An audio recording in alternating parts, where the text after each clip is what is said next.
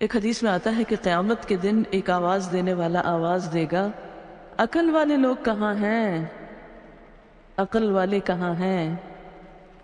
لوگ پوچھیں گے کہ عقل والے کون ہیں؟ جواب دیا جائے گا، وہ لوگ جو اللہ کو کھڑے بیٹھے اور لیٹے یاد کرتے تھے، اور آسمان و زمین کی تخلیق میں غور کرتے تھے، اور کہہ اٹھتے تھے، خدایا تو نے ان کو بیکار نہیں بنایا، تو پاک ہے، بس ہم کو جہنم کے عذاب سے بچا لے۔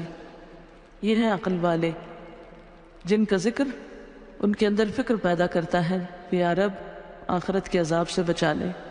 یعنی وہ سارے غور و فکر کے نتیجے میں اللہ کی عظمت اور ہیبت کے قائل ہوتے ہیں، فوراً ان کو اپنی آخرت اور انجام کی فکر ہونے لگتی۔ حضرت ابو ہریرہ رسول اللہ صلی اللہ علیہ وسلم سے روایت کرتے ہیں، ایک شخص چھت پہ لیٹا ہوا تھا، آسمان اور ستاروں کو دیکھ رہا تھا۔ دیکھتے دیکھتے اس کے دل پر اللہ کی ایسی ہیبت آئی، ایسا عظمت کا احساس ہوا کہ بولا، خدا کی قسم مجھے یقین ہے کہ تمہارا پیدا کرنے والا کوئی ہے، تم خود نہیں بنے۔ اپنے ستاروں کو دیکھ کے وہ کہتا ہے، اے اللہ تو مجھے بخش دے، تو جو بھی ہے تو مجھے بخش دے۔ اسے کوئی پتہ نہیں کہ پیغمبر کون ہے، کتاب کیا ہے، کچھ نہیں، وہ صرف نشانیوں کو دیکھ کر اپنے رب کو پہچان رہا ہے۔ کیونکہ جو واقعی اللہ کی عظمت اور ہیبت اور قدرت اور کمال کو جان لیتا ہے نا، تو اس کے دل میں پہلا خیال یہ ہے کہ اللہ پھر تو مجھے بخش دے، مجھے معاف کر دینا، میں بہت چھوٹی چیز ہوں، بہت گناہ گار ہوں۔ جب کوئی اللہ کی قدرتوں کو دیکھتا ہے تو اس کو اپنی کوتاہیاں یاد آتی ہیں نا، اپنا آپ حقیر نظر آتا ہے۔ اور جو اللہ کی قدرتیں نہیں دیکھتا، اس کو اپنی ہی بڑائیاں اور اپنے ہی آرٹ اور اپنی ہی ذہانتیں اور اپنے ہی کمالات پھر اس کی نگاہوں میں سمائے رہتے ہیں، میں یہ بھی ہوں اور میں وہ بھی ہوں اور میں ایسا بھی ہوں اور ایسا بھی۔ یہ سارے تکبر نتیجہ ہے اس بات کا کہ ہم نے اپنے رب کو نہیں پایا، پھر سارا وقت دھیان اپنی ہی تعریفوں اور اپنے ہی کمالات کی طرف لگا رہتا ہے۔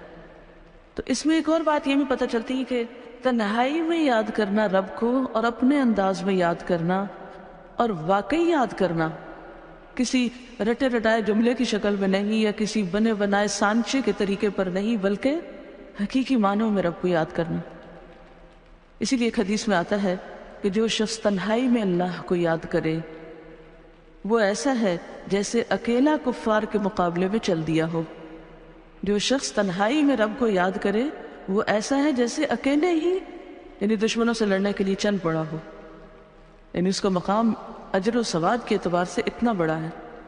ایک اور حدیث میں آتا ہے 7 آدمی وہ ہیں جن کو اللہ تعالیٰ قیامت کے دن اپنے عرش کے سائے میں جگہ دے گا، جس دن اس کے سائے کے سوا کوئی سایہ نہ ہوگا، کوئی سایہ نہ ہوگا۔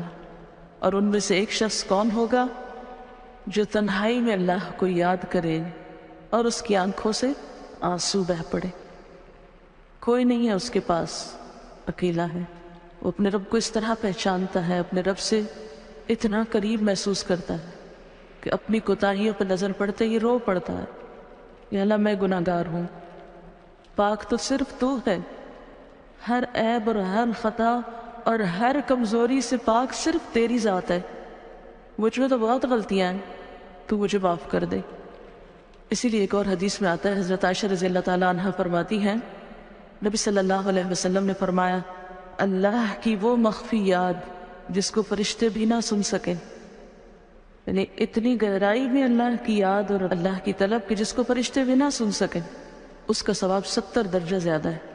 ٹھیک ہے، زبان سے بھی ذکر کرنا چاہیے، بلند آواز سے بھی کرنا چاہیے، لیکن تنہائی میں جب کوئی نہ ہو، صرف آپ ہو اور آپ کا رب ہو، اور واقعی پھر دل کے پورے تاثر کے ساتھ یاد کر کے روئیں، وہ چیز ہر ریاکاری سے پاک ہوتی ہے، ہر دکھاوے سے۔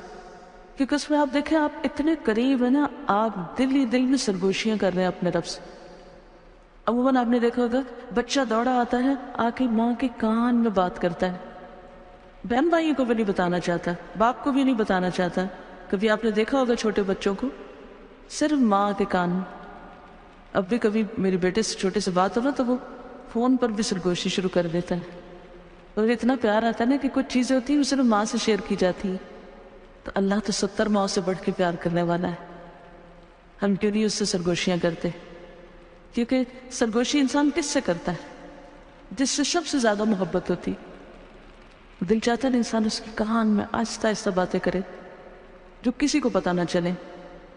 تو جنہیں اللہ سے شدید محبت ہوتی ہے وہ اللہ سے بھی اسی طرح چپکے چپکے دل میں بھی پکارتے ہیں اس کو اور سرگوشیاں کرتے رہتے ہیں. اور پھر جب ڈوبتے ہیں اندر تو واقعی ان کے منہ سے ایسے کلمات والہانہ انداز میں نکل جاتے ہیں کہ جس میں اللہ کی بے پناہ حمد ہو. عبادہ بن صامت نے آپ سے روایت کیا ہے رسول اللہ صلی اللہ علیہ وسلم سے کہ بہترین ذکر خاموش ذکر ہے، یعنی جس میں اللہ کی یاد ہے اور غور و فکر بھی اللہ کی تخلیق پر ہو رہا ہے. اور بہترین رزق وہ ہے جو کافی ہو، کفایت کرے. ایک حدیث کے مطابق آپ نے فرمایا اللہ کو ذکر خامل سے یاد کیا کرو. پوچھا کہ ذکر خامل کیا ہے؟ فرمایا مخفی یاد، ایسی یاد جو سب سے چھپی ہوئی ہے. اور اسی کے بارے میں فرمایا جو ایسا کرے گا اس کے گناہ معاف ہو جائیں گے خواہ وہ سمندر کی جھاگ برابر ہی کیوں نہ ہو. تو یہ جو صحابی کے منہ سے الفاظ نکلے تھے یہ کوئی معمولی الفاظ نہیں تھے، انتہائی محبت بھرے اور اللہ کی شدید محبت میں ڈوبے ہوئے الفاظ ہیں. ربنا ولک الحمد حمدا کثیرا طیبا مبارکا فیہ. یہ جیسے بس نہیں چلتا کہ اور کیا کیا کہہ جالے. اسی لیے اللہ تعالیٰ نے 30 فرشتے مقرر کیے کہ تم اٹھاؤ اس کے ثواب کو، تم لکھو اس کو.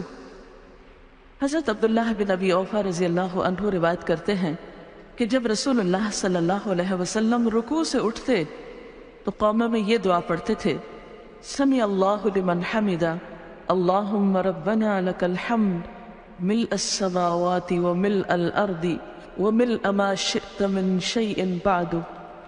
اللہ نے سن لی اس بندے کی بات جس نے اس کی تعریف کی. اے ہمارے اللہ، اے ہمارے رب، تیرے ہی لیے ساری تعریف ہے، آسمان و زمین اور ہر اس چیز کے بھراؤ کے برابر جو تو چاہے.